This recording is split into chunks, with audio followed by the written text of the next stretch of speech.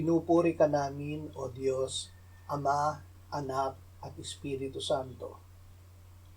Salamat, Ama, na ibinigay mo sa amin si Jesus na iyong anak, na namatay para sa aming kasalanan, iyong muling binuhay, iniakyat at iniluklok sa iyong kanan sa langit. Salamat na ibinigay mo sa amin ang iyong banal na Espiritu, at sa pamamagitan niya ay ibinuhos mo ang iyong pag-ibig sa aming puso. Salamat na sa pamamagitan ni Kristo at ng Espiritu Santo ay nakapamumuhay kami sa iyong presensya at kapangyarihan.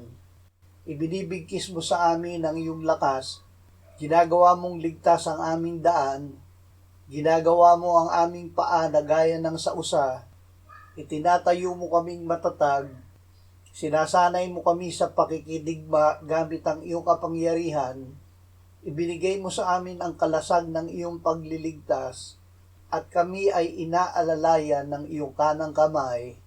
Amen.